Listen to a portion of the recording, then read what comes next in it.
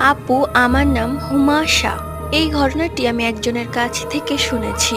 একটি পুরাতন স্কুল, সেই স্কুলের ছাদে যাওয়া নিষেধ ছিল। একটা মেয়ে সেই স্কুলে নতুন ভর্তি হয়। তার জানার খুব আগ্রহ হলো ছাদে কি এমন আছে যে ছাদে যাওয়া নিষেধ করে দেওয়া হয়েছে। তাই একদিন সে দারোয়ান থেকে চাবি চুরি করে এবং ছাদে চলে যায়, ঠিক ভরা দুপুরবেলা। এরপর সেই মেয়েটির কোনো খোঁজ খবর পাওয়া যায়নি।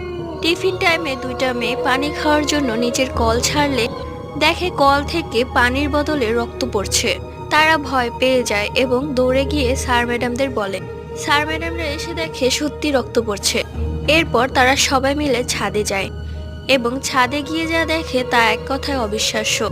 যে মেয়েটি ছাদে গিয়েছিল সেই মেয়েটির গলা কাটা অবস্থায় কেউ যেন টাঙ্কিতে ঢুকিয়ে রেখেছে। তার রক্তেই পুরো পানি লাল হয়ে গেছে। এরপর সেই স্কুলটি একবারের জন্যই বন্ধ করে দেওয়া হয়।